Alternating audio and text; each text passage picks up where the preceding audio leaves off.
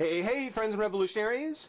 Figure it's time to take a look at a DC Universe 2-pack that I've been letting sit on my shelf for a couple of years now. And yeah, wanted to go ahead and crack them open and have some fun with them. So we're going to go ahead and take a look at the Matty.com exclusive DC Universe Classics, Adam Strange, and Starfire Space Heroes 2-pack. Very, very cool set. This is one that I've had for just several years, and it was actually something where I picked up on a Cyber Monday, so this had already been released prior to me getting a chance to get it again, and I'm really stoked that they did. I'm not an Adam Strange fan, I don't know a whole lot about him, but I really appreciate the fact of being able to get Starfire again. That's cool. I like Adam Strange, I like what I'm seeing, so I got some high hopes for him. But yeah, taking a look at the package first, of course this is the old school DC Universe, so no 75-year thing at the top. Just that old school paneling.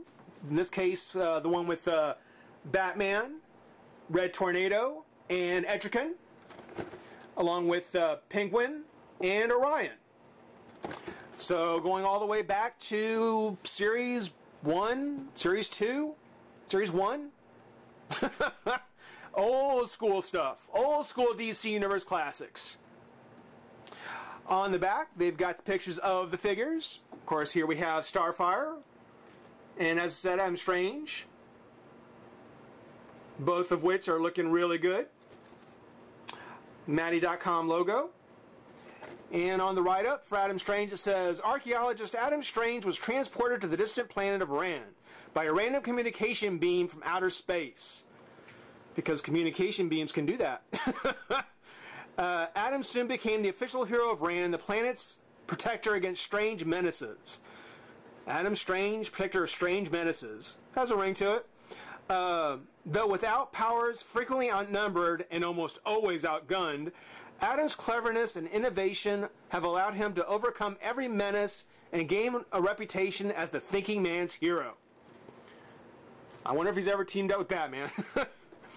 Adam Strange, real name. Occupation, archaeologist and planetary protector. Base of operations, Ragnar and Ran, aka the hero of two worlds, champion of Ran. First appearance, Showcase number 17, December 1958. The Buck Rogers look. Special skills, Ranian jetpack enables flight, laser pistol, transporting ability. Excuse me. Ranian armor provides damage resistance and space protection, hand-to-hand combat, and superb tactical planner.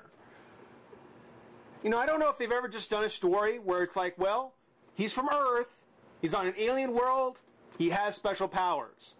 For some reason, aliens that come to Earth have special powers, but if a human goes to another planet, I don't think they've ever done it where they've had special powers the other way around. That would be something to do. For Starfire, it says, to seal a peace pact, King Myandra of Tamaran sold his daughter Coriander into slavery. Her imprisonment ended when scientists experimented upon her and accidentally imbued her with the power to harness solar energies as a destructive force. Now an inhabitant of Earth, Coriander is known as Starfire and has become a member of the Teen Titans. Real name Coriander, or aka Corianders. Occupation hero, base of operations San Francisco. First appearance, DC Presents number 26, 1980. For anybody who read DC Comics in the early 80s, yeah, Starfire was all over the place. They definitely brought her on board, all guns a-blazing. Special skills, ability to absorb solar energy and translate it into the power of flight and emission of powerful starbolt force beams. Trained in combat by the warlords of Okara. So that's the story behind the characters. Now, this I'm not sure on. I might be a little iffy on it. But as far as packaging them together, of course, DC right now is in the middle of the New 52, kind of the result of Flashpoint. But back in the original 52 story, I actually think these two kind of had a thing going. I think there was actually something going on between Adam Strange and Starfire, which is one of the reasons why they actually put him in the same pack. Could be wrong on that one, but that's what I recall. Let's go ahead, pop them open, take a look at the figures, and have some fun. Be right back. Alright, we've got the figures out of the pack, and we're going to go ahead and kick things off with Adam Strange. And, yeah, I gotta admit, even though I'm not really a fan of the character, I mean, at least in the comics, I don't know him, but the figure actually is really good. I mean, I wasn't sure if I was really going to be all that interested in him because I didn't know who he was. I didn't know if I'd really be able to dig the figure that much. But getting him out of the pack, I mean, just on figure alone, it looks really good. I mean, come on. You know, the old retro-style backpack, the old retro-style rockets back there. That's just very, very cool. That is totally cool. As the line would go, he's definitely more than one of the generic bodies they have. You know, maybe like a Green Lantern body. No sculpting on the wrists. No sculpting on the bottom of the legs. You know, just the generic body that, again, probably used for Green Lantern. And then a lot of attention put into the face and the helmet, which actually looks really nice, with the different panels and different layers on there, different levels on there. Again, got the nice bright white, some silver, the gold. You know, he's got some nice metallic colors on him, both silver, like on his shoulders here and on the top fin, but in the gold on his wings, on the stars. You know, just some accented gold pieces that really pop, really make him look nice. You know, the red, the white, the yellow, even that lighter gray that's underneath. You know, those are all very crisp colors as well, and it really makes him look good. He looks really nice with these very bold kind of strong colors. Looks terrific. Now, because he is from the early days of the wave, or from the series, there's a few things that are pretty stereotypical for the figures that you see on him. Most notably, and sadly kind of got lost, was the full ball joint. You know, as time went on, though, that full ball joint became just a left and right turn. But here he has the full ball joint, which totally makes sense with a backpack. Do that later. There is some issues with the paint. You can kind of see at the top of the shoulder. You know, I'm guessing just from wear, from testing or whatever it may be. There is wear on the top of both the shoulders. A little bit worse here on the left. And then on the legs here, which, you know, it's something where it's actually really impressive here, looking at the bottom part of the figure, whereas he's got that stripe that goes down his leg, and he's got this finer pattern, this finer lines that are just on the outside. Didn't see a lot of this kind of detail work on the later figures. You can kind of see here, there's a little bit of a fuzz, where it gets a little fuzzy here from the spray. You know, on the joint especially. But otherwise, it's very crisp, very nice. There is actually, oh, there's a crack right there. Oh, wow. Oh, wow. Again, very, wow. Oh, boy. Look at that. I just missed that. Very much an issue with the early figures. Early Matty figures tended to have problems. And wow, that's pretty serious. Well, to demonstrate the joint, I won't be moving it too much. I won't move this leg to show you his articulation, but the head does turn, full ball joint. Arm comes up and out, towards the shoulder, elbow, or twist to the shoulder, bicep, elbow, and wrist. There's a twist at the thigh, crunch, and on this leg it comes up, out, back and forth, twist the thigh, knee, and foot. So single joint, early DC Universe Classic character. DC Classic articulation. And I would say, other than the crack that's on mine, other than that damaged piece right there, I'd say this is actually a keeper. This is actually a nice, nice figure. I certainly hope for anyone else who has theirs, you know, you haven't started to develop any problems like this, because he's actually really nice. He's actually really good. I'm wondering if a little bit of super glue on there might not be a bad idea, just to keep the just to keep that crack from moving on. That's disappointing, because I really do like him. In the way of his accessories, he does have his laser pistol.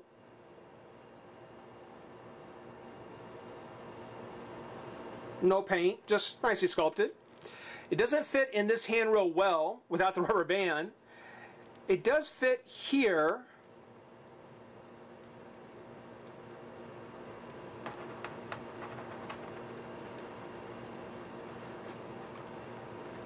Like so. So definitely one of the figures that that I'll keep on display. Again, do what I can to try and keep that crack from getting to be too bad.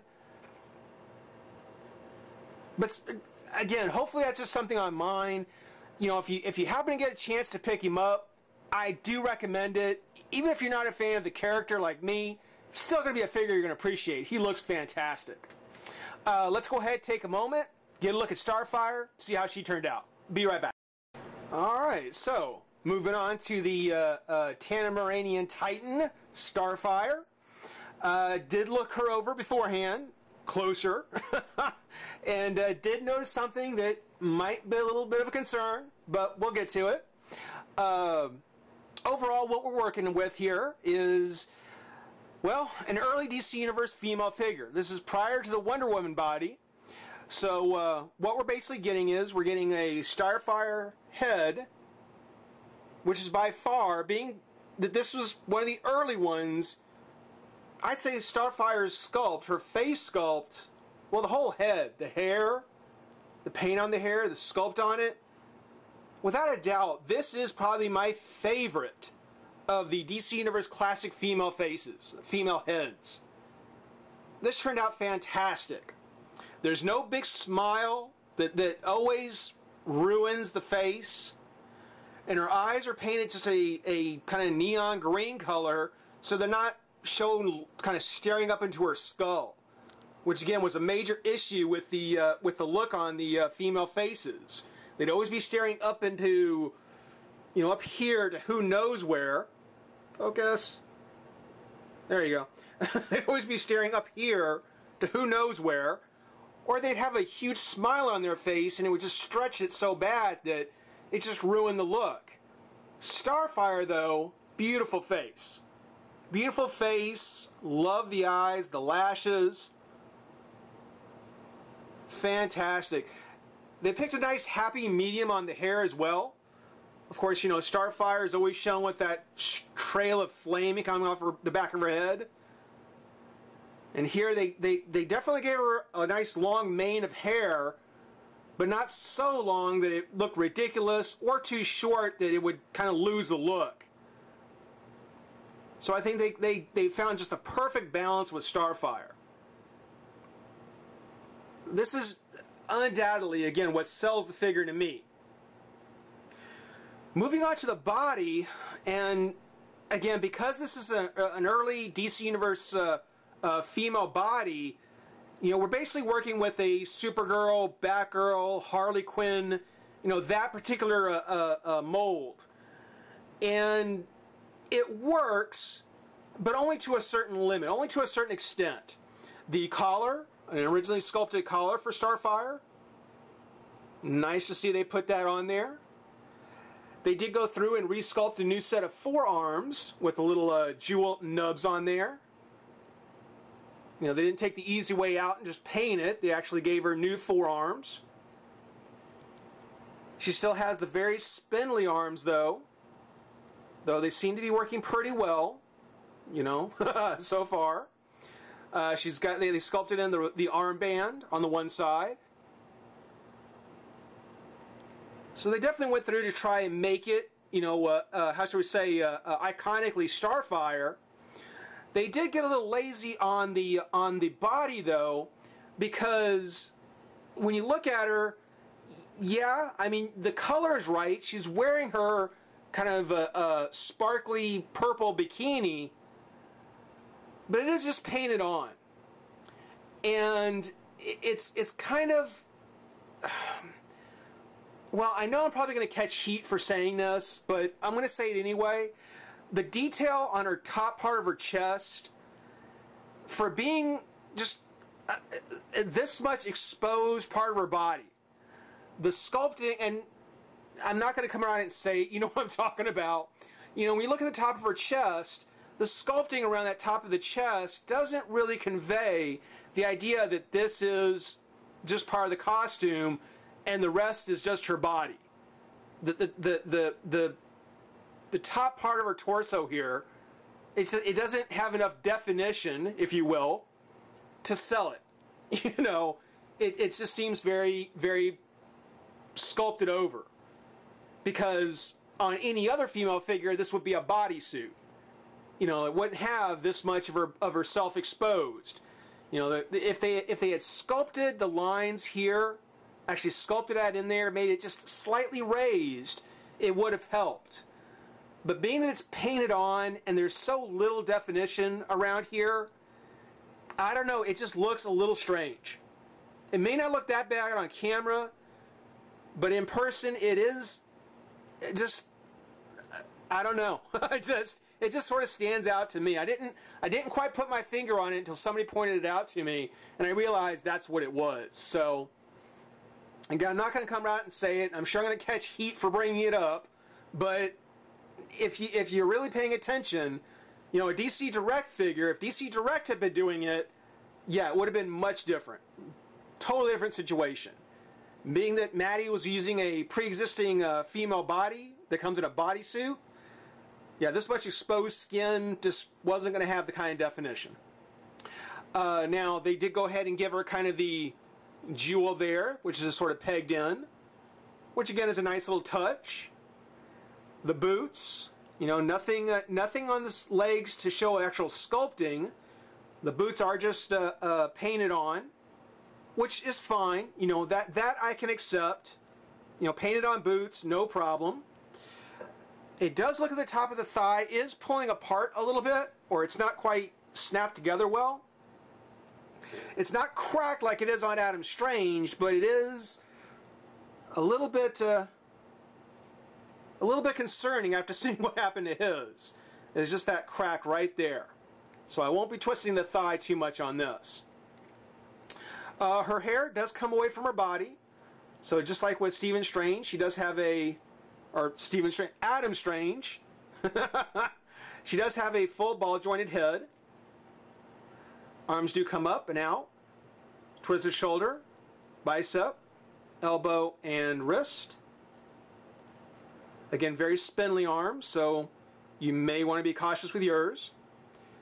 Has a twist at the torso, or a crunch of the torso, twist of the thigh. Leg comes up, out, back and forth.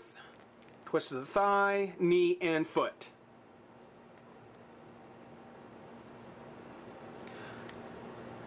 I think that with Starfire, definitely a great version of Starfire. Definitely a nice one to have. It's great that they actually put her out there. I just can't help thinking that had she come later in the series, we might have seen a slightly better version of her. I think we might have seen something a little bit better. Not that this one's bad at all. This is a beautiful figure. Again, my favorite DC Universe female face to date. Just with the other bodies that are available now, I think it would have turned out a little bit better, or the same at least. You know, as far as accessories go, she doesn't really come with any, but again, had she been packaged later in the series, a couple of star bolts might have actually been very cool.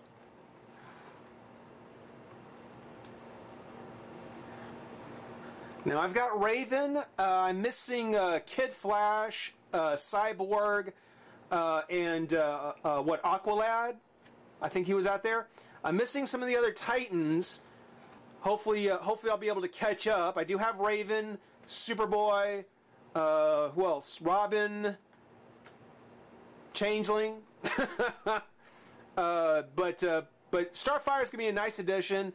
Great little figure. Think she's really cool. You know, save the crack with Adam Strange. Nice figure as well. Definitely worth definitely a pack worth picking up. I haven't looked to see how much they run now. They are an earlier set, but worth getting even loose. Even loose if you can pick them up. Just watch for that Adam Strange thing. Hope everybody enjoyed watching. Rate, comment, subscribe, join the revolution. We'll see you soon. Bye-bye.